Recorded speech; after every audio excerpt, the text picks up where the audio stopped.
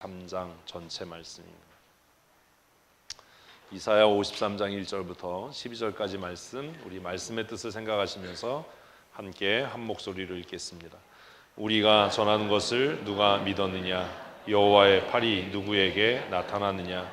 그는 주 앞에서 자라나기를 수련한 순 같고 마른 땅에서 나온 뿌리 같아서 고운 모양도 없고 풍채도 없은즉 우리가 보기에 흠모할 만한 아름다운 것이 없도다.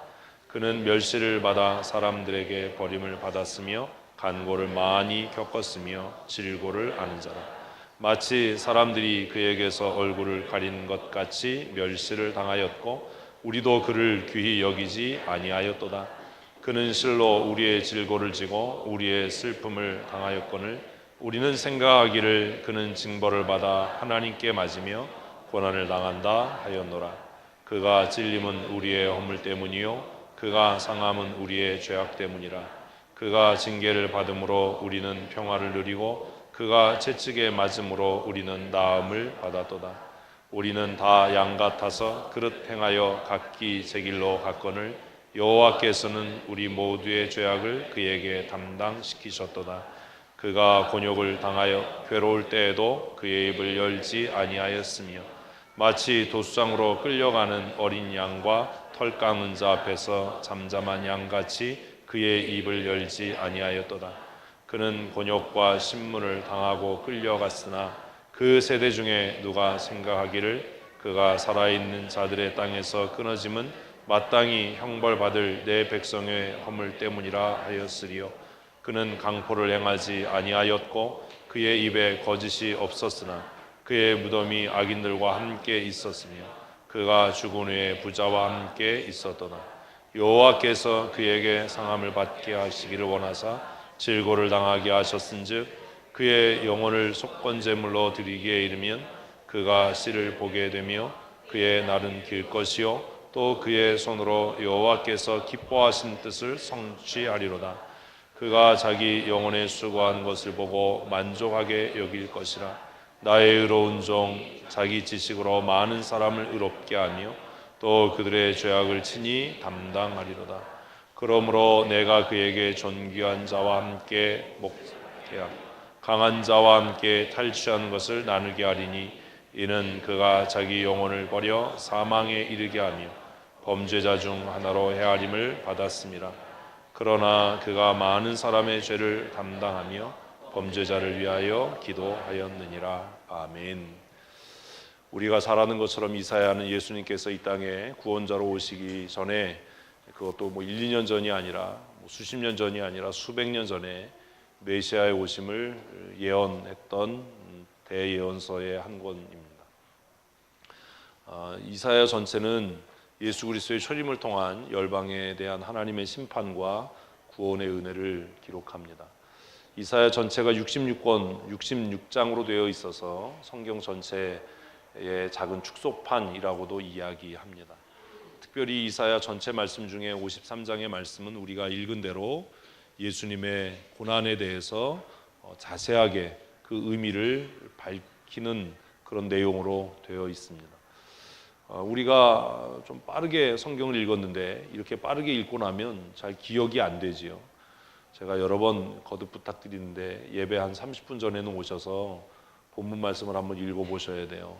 그리고 그 뜻을 한번 마음에 헤아리셔야 되고 그리고 이해가 안 되는 부분들을 마음에 두셨다가 우리가 함께 말씀을 생각할 때 그 말씀이 어떠한 의미인지를 깨닫는 그런 은혜의 시간이 되었으면 좋겠습니다. 아멘을 크게 하십시오. 아멘. 특별히 우리 교회가 이 설교의 형태가 말씀을 함께 묵상하는 그런 형태로 진행되고 있고 본문을 따라가는 형태이기 때문에 아무 생각 없이 그냥 이렇게 읽고 그냥 아무 생각 없이 앉아서 시간을 보내면 무슨 의미가 있겠어요. 오늘 이사야 53장의 말씀 중에 정말 중요한 말씀은 예수님께서 누구의 뜻을 행하셨다? 하나님 아버지의 뜻을 행하셨다라는 겁니다. 제가 말씀 나누기 전에 드렸던 이야기가 그냥 제 생각이 아닙니다. 그리스도의 고난에 참여한다는 것은 금식하는 것을 이야기하는 게 아닙니다. 그리스도의 고난에 참여한다는 것은 캐톨릭이나 영지주의자들이나 신비주의자들이 이야기하는 것처럼 내 몸을 괴롭게 하고 힘들게 하는 것이 그리스도의 고난에 참여하는 일이 아닙니다. 아마 우리가 흔히 말하는 이 성경적이지 않은 사순절 기간, 그리고 이 고난 주간에 아마 필리핀의 캐톨릭 성도들은 해외 토픽을 통해서 보신 분도 있겠지만 자기 몸을 자해하고 학대하고 또 심지어 십자가에 자기 몸을 못 박고 갈고리로 자신의 살을 꿰뚫고 그리스도의 고난에 참여한다라고 이야기하는 사람들이 적지 않은 것을 우리가 잘 알고 있습니다. 그러나 그건 성경적이지 않습니다. 그리스도의 고난에 참여한다는 게 뭐지요? 이 고난 주간에 그리스도의 고난에 참여한다라는 말의 의미가 뭡니까? 금식하는 건가요? 철회하는 겁니까? 우리의 욕망을 절제하고 그리고 우리가 정말 그 고행의 삶을 사는 것이 그리스도의 고난에 동참함입니까? 대답을 안 하세요? 아니잖아요. 그죠? 그것도 아직 모르시면 예수 제대로 믿는 게 아닙니다. 그러면 캐톨릭의 영주주의자들처럼 우리 고난 주간에 다 뭐 메고 와야 돼요? 십자가 메고 예배당에 와서 진짜 대못에 박혀야죠. 저는 오늘 십자가에 못 박혀서 설교해야죠. 아멘을 아무도 안 하는 거 보니까 참 다행한 일이에요. 아멘 하면은 참 심각한 일인데, 그리스도의 고난에 참여한다는 것은 고행하는 삶을 이야기하는 게 아닙니다. 고행이 우리를 구원하지 못합니다. 왜 사순절을 정했지요? 그건 아세요? 왜 예수님의 부활 전에 40일을 절기로 정했는지? 우리는 그런 것도 모르고 그냥 지키는 거예요. 그냥 그렇게 하면 뭐 경건한 사람인 줄 알고. 몇 가지 이유가 있어요. 이스라엘 백성이 광야에서 40년 동안 방황했던 것을 기념하는 의미, 또 모세가 40일 동안 시내산에서 잠도 자지 않고 음식도 먹지 않고 하나님과 대면했던 것들을 우리도 한번 해보자라는 의미, 그리고 예수님께서 40일 금식하시고 마귀에게 시험 받았던 일들을 우리도 한번 해보자, 뭐 이런 그 말도 안 되는 그런 의미들이 있어요. 사실 그게 하나님의 뜻일까? 예수님께서 하나님의 뜻을 행하셨다라고 이사야는 이야기하는데, 그게 예수 그리스도의 고난에 참여하는 성도를 향한 하나님의 정말 뜻일까? 우리는 그런 고민하지 않습니다. 어떻게 하면 경건해 보이나, 어떻게 하면 내 종교적인 열심이 만족을 얻을까라는 것에 고민을 하지만, 그게 정말 우리를 향하신 하나님의 뜻일까는 고민하지 않는다라는 거예요. 고난 주간에 우리가 그리스도의 고난에 어떻게 참여할 수 있을까요? 금식하는 것을 통해서요? 철회하는 것을 통해서요? 어떻게 고난에 참여할 수 있죠? 어떻게 그리스도의 고난을 깊이 묵상할 수 있지요? 아까 다 말씀드렸어요. 원수된 자와 화평케 되는 거. 쉽지 않습니다. 고난주간 보내시면서 용서받을 일이 생각나면 그 사람 찾아가서 뭐 하세요? 용서를 비세요. 사과하지 말고 용서를 비세요. 내가 교회 안에서, 교회 공동체 안에서 건방지고 교만하게 행동했던 것 깨달아지면 그 사람 앞에 가서 무릎 꿇고 사죄하세요. 그게 진짜 그리스도의 고난에 참여하는 거예요. 예수님께서는 하나님과 원수된 나를 하나님의 백성 되게 하기 위해서 고난당하신 겁니다. 밥 굶는 것, 뭐 금욕적인 삶을 사는 것, 이게 그리스도의 고난에 참여하는 게 아닙니다. 혼자 금식하고 혼자 단절된 삶을 사는 건 너무 쉽고 편해요. 우리 교회가 올해 65주년입니다. 모든 성도들과 화평하십니까?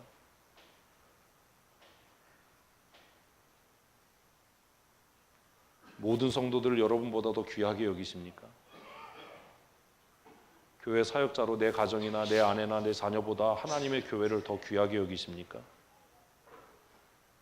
그렇지 않다면 우리는 그리스도의 고난에 참여하고 있는 자가 아닙니다.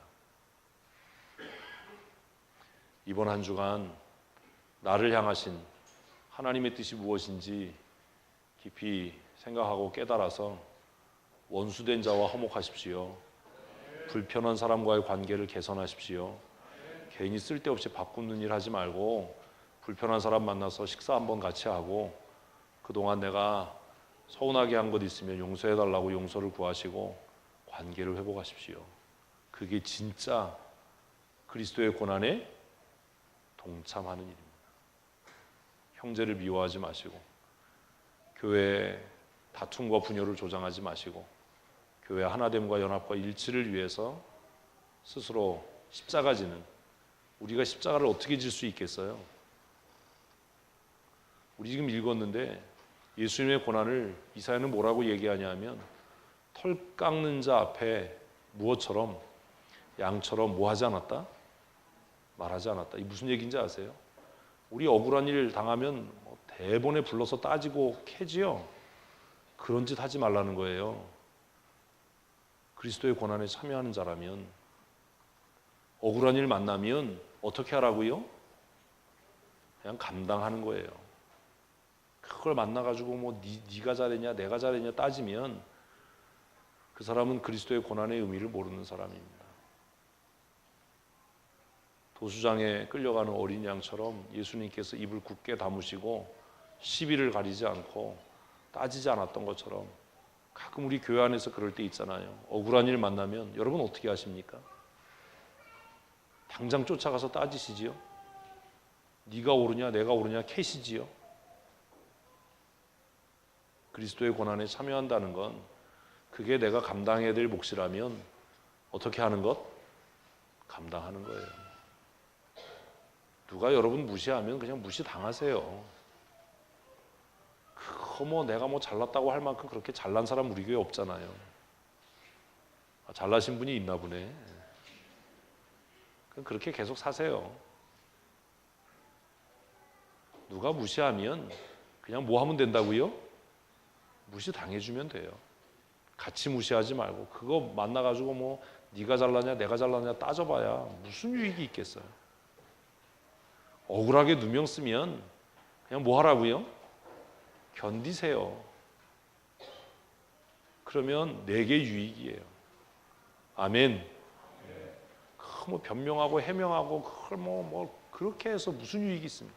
한국 교회가 그렇게 해서 사법에 고발하고 교회가 서로 뭐 비리를 까발리고 해서 한국 교회가 얻은 유익이 뭡니까? 복음이 증거됐습니까? 교회가 부흥했습니까? 교회 안에서 얼마나 많은 사람들이 자신의 정당함, 자신의 의로움을 드러내려고 교회 화평을 깨고 그리스도의 이름을 욕되게 하고 스스로 교만해져서 모든 것 위에 군림하는, 예수님께서 바리새인들이 모세의 자리에 앉았다라고 말씀하신 것처럼 마치 자기가 하나님인 것처럼 행동하는, 우리는 그런 시대를 살아갑니다. 이번 한 주간 예수 그리스도의 고난을 깊이 묵상하시고 아무 죄 없이 침묵하시고 그 수치를 견뎌내신 예수 그리스도의 은혜로 구원함을 얻었다면, 억울한 얘기 듣고 속상한 얘기 듣고 손해보는 일이 있어도 캐묻고 따지지 마시고 그걸로 열받지 마시고 잘 견뎌내고 나자조 복종하는 하나님의 사람들이 되셨으면 좋겠습니다. 그게 그리스도의 고난에 참여하는 겁니다. 금식한다고 해서 뭐가 달라지겠어요? 철야기도 한다고 해서 뭐가 변하겠어요? 예수님을 본받는 성숙한 믿음의 사람들이 다 되십시다. 우리가 아무리 경건한 척하고 예수 믿어도 우리는 여전히 죄인입니다. 한번 하십시다. 하나님, 나는, 하나님, 우리는 모두 죄인입니다. 우리 가운데 의인은 하나도 없습니다. 그래서 우리 가운데 누구도 다른 사람을 향해서 정죄할 만한 고난이 없습니다. 단지 교회가 정한 법을 어겼을 때 그 교회가 정한 법을 어긴 것에 대한 책임을 묻는 것뿐이지, 우리를 옳다 혹은 우리를 잘못됐다라고 정죄할 분은 우리를 위해 대속의 죽음 죽으신 예수 그리스도 외에 이 세상에 그 어떤 것도 우리를 정죄하지 못합니다. 크게 아멘 하십시오. 이게 로마서 8장의 이야기입니다. 어떤 권세나 어떤 높음이나 어떤 기품이나 하늘에 있는 천사들도 우리를 그리스도 예수 안에 있는 하나님의 사랑에서 끊어낼 수가 없다. 로마서 8장 1절에서 그리스도 예수 안에 있는 자들에게는 결코 정죄함이 없다. 그런데 우리는 계속 정죄하는 거예요. 조금만 자기에게 피해가 입히고 손해가 나면 바로 또로로 찾아가 가지고 뭐 네가 잘했냐 내가 잘했냐 그거 따지고. 예수님도 우리를 정죄하지 않으신다고 했는데, 하나님도 우리를 정죄하지 않는다고 했는데, 교회의 질서를 깨트리고 교회의 법을 어기고 성경의 진리를 왜곡하는 일을 하기 전에는 그리스도의 고난에 참여한다라고 하는 것은 서로 뭐하지 않는, 정죄하지 않는, 용서하고 내가 져야 할 십자가를 내가 짊어지는, 우리가 살아가면서 평생 십자가가 뭐지요? 이걸 모르세요?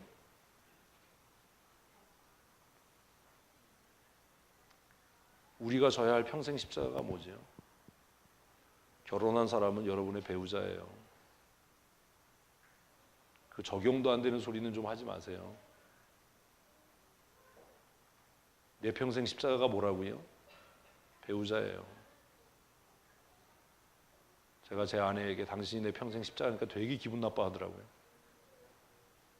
그게 왜 기분 나쁘냐 하면 아직 그리스도의 복음이 뭔지를 모르는 거예요.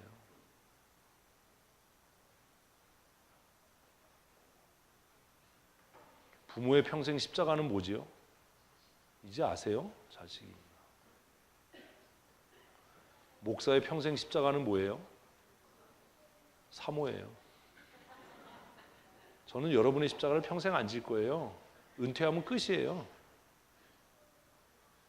제가 후배 목사들한테 그래요. 네 평생의 사역의 대상은 네 마누라다.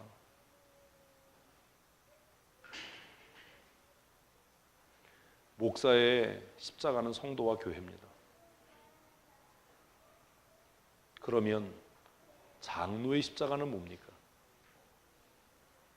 목사예요? 이런 발칙한. 장로의 십자가도 성도예요. 잘 지고 계십니까?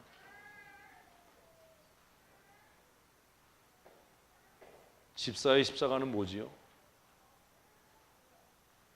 집사 될 사람들이 이거 물어봐서 대답 못하면 임직을 시키지 말아야 되는데, 집사의 십자가는 뭐예요? 성도 아니에요. 교회예요. 이게 무슨 뜻인지 모르면 회개하셔야 돼요.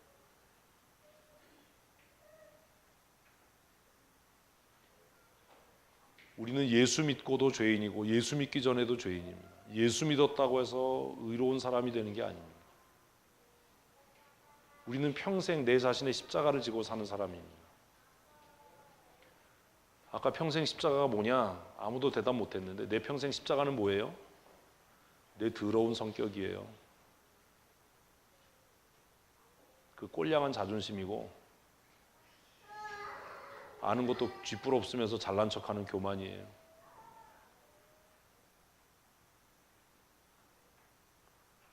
내가 져야 될 평생 내 십자가는 뭐예요?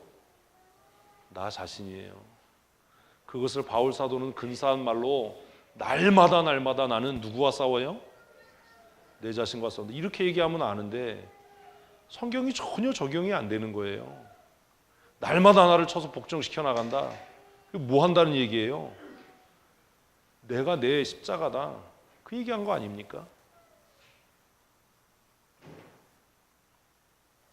우리가 평생 져야 될 십자가는 내 자신의 죄와 허물이에요.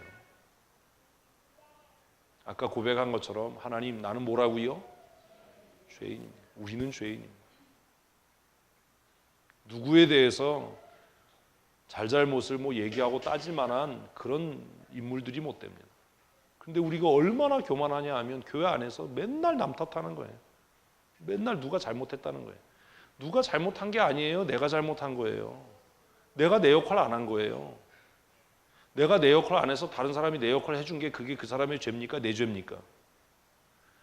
왜 비겁하고 치사하게 답을 안 하십니까? 누구 죄입니까? 내 죄입니다. 누굴 탓합니까? 그래서 예수님께서 네 눈에 있는 모나 빼고 티를 빼고, 그지요? 남의 눈에 있는 들보를 바라보, 이거죠. 우리는 성경 그렇게 읽지요. 그러니까 그렇게 행동하는 거 아닙니까? 자기 눈에 있는 들보는 보지 못하고 남의 눈에 있는 티를 책망하고 탓해서 늘 교회를 시끄럽게 하고 다투게 하는 것 아닙니까? 잊지 마십시오. 고난주간을 보내면서 누가 죄인이에요? 내가 죄인이에요. 무슨 누굴 탓합니까? 누굴 원망합니까? 내가 죄인인데. 그럼 죄인은 어떻게 돼야 돼요? 다 죽어야 돼요. 웃을 일이 아니라 죄인은 어떻게 돼야 돼요? 죽어야 돼요. 예외가 없어요. 함께 읽습니다. 모든 사람이 죄를 범하였음에 하나님의 영광에 이르지 못하더니. 다시 부를게요. 여러분은 죽었나요? 살았나요?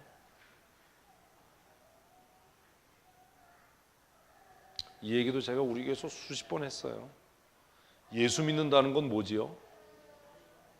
따라하십시다. 내가 죽고 그리스도께서 사시는 것이다.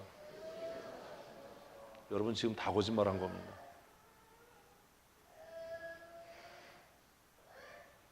여러분 죽으셨습니까? 참 희한한 게요. 금식 많이 하고 기도 많이 하고 40일 금식한 사람들은 누가 살아요? 자기가 살아요. 그래서 내가 뭐 40일 금식 기도를 몇 번 했다 이런 걸 명함에 써가지고 다녀요.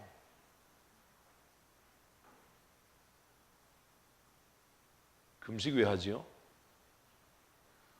나 죽이려고 하는 거예요. 무슨 소원 성취하려고 하는 게 아니라, 소원 성취하려고 금식하면요 그 사람 정말 극단적으로 얘기하면 우상 숭배하는 겁니다.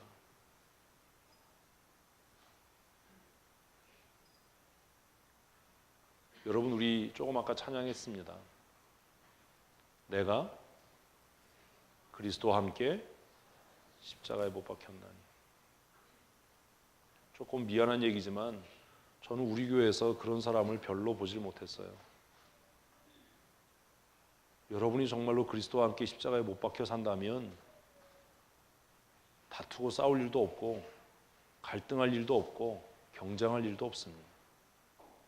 어떤 사람들은 그렇게 얘기합니다. 우리 교회가 사역 중심이고 우리 교회가 성도들이 사역해서 문제가 많다. 아니에요. 거짓말하지 마세요. 한번 따라합시다. 아직 내가 안 죽어서 이 모양입니다. 무슨 사역을 하기 때문입니까? 내가 안 죽어서 그러지. 갈라디아서 2장 20절 말씀처럼 우리가 그리스도와 함께 십자가에 못 박혀 죽었다면, 예수 믿기 시작한 그때에 정말 우리가 우리의 욕망과 우리의 자아와 우리의 자존심을 십자가에 못 박아 버렸다면, 누가 여러분에게 와서 야 이 쪼다야 라고 얘기하면 뭐라고 그러겠어요? 어떻게 하셨어요? 들켰네요. 뭐 이러지 않겠어요? 제가 일부러 예배 시간에 설교 시간에 그것도 모르냐 이런 소리 하면 왜 기분이 나쁘지요? 어떤 분이 와서 따지더라고요. 목사님 왜 그렇게 얘기하냐고. 그래서 대답 안 해요. 왜 그렇게 얘기하냐고요? 당신 정체를 드러내게 하려고 그러는 거예요. 누가 우리에게 와서 그것도 모르냐 그러면 뭐라고 대답하면 된다고요? 들켰네. 뭐 이러면 되잖아요. 어떻게 아셨어? 내가 안 들키려고 가만히 있었는데 가만히 있으면 중간 간다고 그런 말도 거짓말이에요. 뭐 이러면 되는 거잖아요. 내가 그리스도와 함께 십자가에 못 박힌 사람이 어떻게 자신의 생각, 자신의 고집을 이야기합니까? 왜 회의할 때마다 내 생각을 이야기합니까? 왜 회의하는데 우리의 회의는 갈등이고 다툼이고 싸움입니까? 누가 안 죽은 거예요? 내가 안 죽은 거예요. 근데 더 슬픔이 뭔지 아세요? 내가 안 죽은 그 인간이 교회 목사고 장로고 권사고 집사예요. 이래서 교회가 시끄러운 거예요. 집사 되기 전에, 권사 되기 전에, 장로 되기 전에 행사 준비할 생각하지 말고 뭐 해야 돼요? 죽는 연습해야 돼요. 제가 얘기했잖아요. 저는 특기가 뭐라고요? 잘 죽여드린다니까요. 근데도 빠져나가잖아요. 제 전문이 죽이는 건데 안 죽잖아요. 제가 그 얘기도 했잖아요. 김장할 때 김치가 맛있어지려면 먼저 뭐 해야 된다? 배추를 죽여야 돼요. 임직자들을 죽이지 않고 어떻게 임직을 시키냐고요.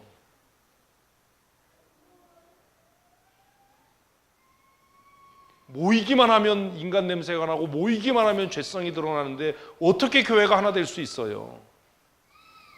더 놀라운 것은 집사들이 모여서 회의하면서 우리 직장에서는 이렇게 안 하는데 우리 사회에서는 이렇게 안 하는데 장로들이 모여서 당회를 하면서도 세상이 이렇게 하는데 라는 얘기를 한다면 그 사람을 어떻게 해야 돼요? 죽여버려야지요. 뭘로요? 뭘로 죽여요? 주여, 갑갑한 일이에요. 금식한다고 나아집니까? 기도 많이 하면 나아집니까?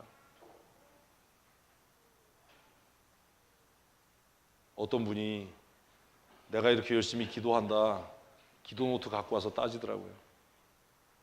그래서 제가 속으로 생각했어요. 말로는 얘기 안 하고 기도 노트를 1000만 권 써봐라.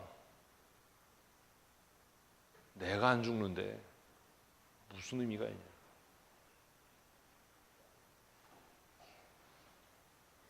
뭐가 우리를 죽게 해요? 하나님의 은혜가, 그리스도의 사랑이. 아멘. 그래서 바울은 뭐라고 이야기했냐면 그리스도의 사랑이 날마다 나를 강권한다. 그 말은 그리스도의 사랑이 날마다 나를 죽게 한다라는 말 아닙니까? 잘 죽는 성도 되십시오. 그게 고난에 참여하는 겁니다. 모든 사람이 죄를 범해서 하나님의 영광에 이르지 못했다. 모든 사람이 다 죽음을 향해 가고 있는 가운데 하나님의 사랑이, 그리스도의 은혜가 우리를 살게 한 줄로 믿습니다. 이게 정말 아멘이라면 여러분 권리 주장하면 안 돼요. 인정받으려고 하면 안 돼요.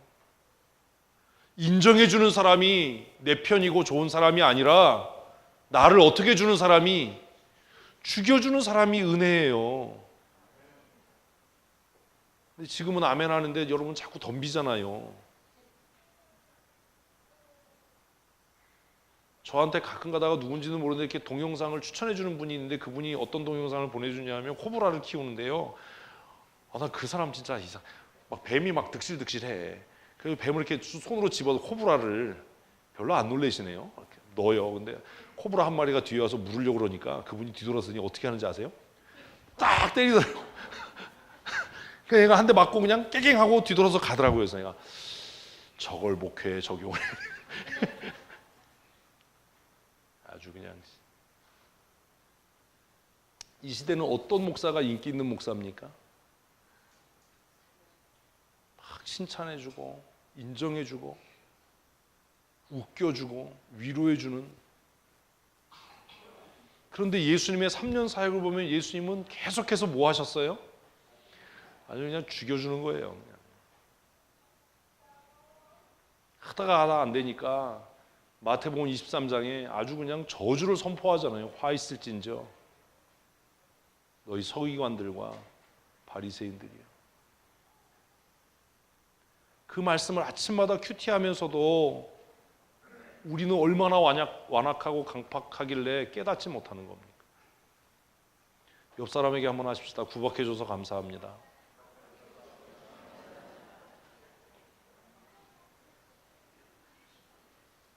다시 한번 앞뒤 분에게 하십시다. 무시해줘서 감사합니다. 제발 좀 이래야 돼요. 누가 무시하면 곧바로 뭐라고요? 고마워. 내가 자기 때문에 살아. 이게 며칠이나 갈까요? 이게 얼마나 가겠어요? 와가지고 목사님 누가 나를 무시했어요? 이거부터 시작해서 목사님 왜 나를 무시하세요? 이러고 덤비지 않겠어요?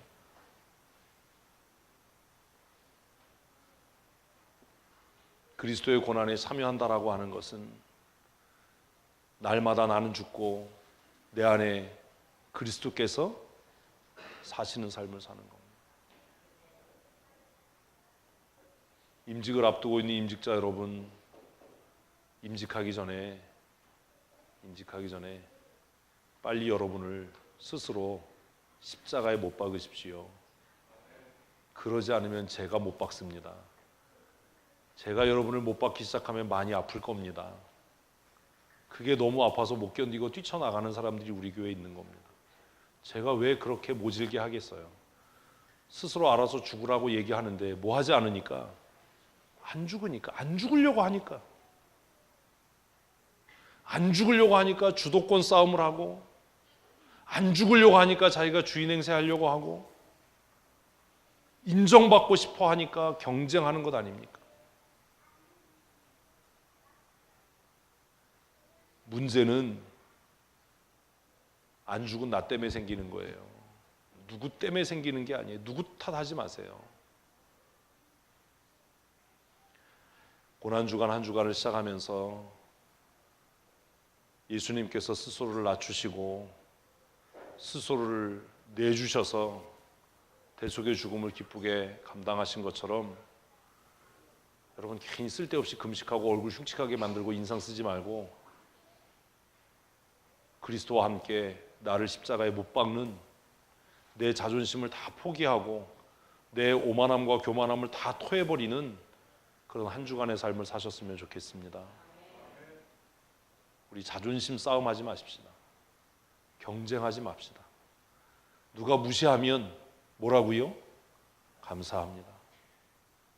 아내가 남편이 상처 주면 내가 저 인간한테 복수할 거야 라고 하지 마시고 내가 무슨 죄를 졌길래 저런 인간을 만나서 사나 이렇게 하지 마시고 내가 얼마나 강팍하고 완악하면 하나님이 저런 못된 인간을 내 배우자로 주셨을까? 다 누구를 위한 것이다? 나를 위한 것이다. 그렇게 사셨으면 좋겠습니다. 잊지 마십시오. 우리가 목사된 이후에, 장로되고 집사된 이후에, 권사된 이후에도 우리는 여전히 죄인입니다. 그거 잊으시면 안 됩니다. 장로되고 권사되고 집사되고 임직한 다음에 뒤에 와서 물으려고 하는 코브라처럼 껄떡거리면 맞습니다. 제가 그 동영상 보고 연습합니다. 요새. 그 동영상이 너무 시원하더라고요. 궁금하신 분 있으면 말씀해 주시면 제가 이메일로 동영상을 보내드리도록 하겠습니다. 사랑하는 성도 여러분, 죄를 범한 인간은 하나님의 영광에 이를 수 없습니다. 천국 못 간다는 이야기입니다. 그래서 하나님께서 우리를 위해서 구원을 마련하셨는데 그 구원을 이루시기 위해서 왜 예수를 십자가에 못 박아야만 했는가? 로마서 6장 23절 읽습니다. 죄의 삭은 사망이요 하나님의 은사는 그리스도 예수 우리 주 안에 있는 영생이니라. 아멘. 누가 천국 가요? 성경 좀 생각하고 읽읍시다. 누가 천국 가요? 예수 안에 있는 자들. 예수 안에 있는 자들. 예수 안에 있다는 게 뭔지 아세요? 난 죽었다는 거예요. 한번 하십시다. 나는 이미 오래전에 죽었습니다. 아무도 하면 안 해. 다시 한번 합시다. 나는 이미 오래전에 죽었습니다. 저는 성격이 뭐가 나서 이렇게 아멘한 사람들은 긁어봅니다. 죽었나 안 죽었나 찔러보는 거지요. 대꼬챙이로. 꿈틀거리면 산 겁니다. 죽은 척하고 있는 겁니다. 그분은 제가 죽여드립니다. 웃을 일이 아닙니다. 누가 은혜 받은 자예요? 기도 많이 하는 사람이요? 종교적인 행위 열심히 있는 사람이요? 아닙니다. 누가 하나님의 은사와 은혜를 받은 자입니까? 그리스도 안에 있는 자예요. 방언하고 무슨 환상을 보고 이거 다 좀 세게 말하면 부질없는 짓 하는 겁니다.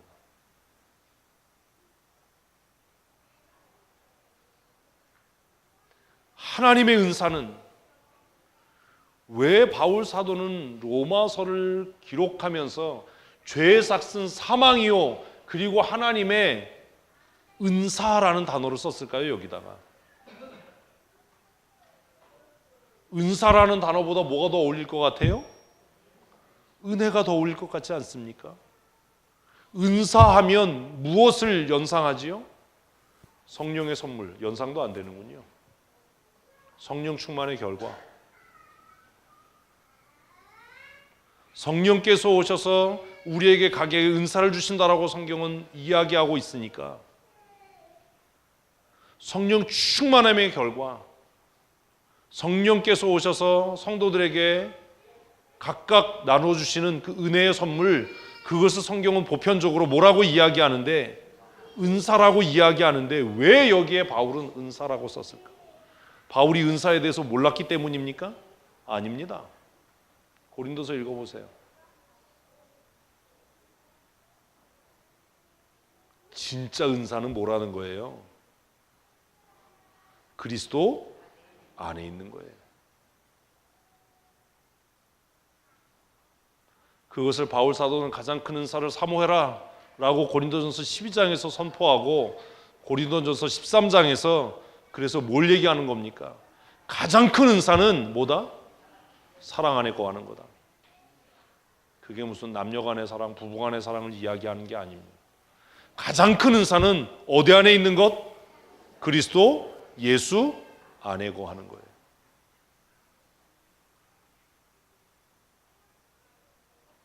형제를 사랑하지 않고 교회 안에서 동역하지 않고 함께 헌신하지 않으면서 나는 집에서 기도 많이 하고 철야하고 금식하고 내가 방언하고 환상을 봐요. 그거 다 제 얘기가 아니라 고린도전서 13장에 의하면 쓸모 없다. 은사도 지나가고 무엇도 지나가고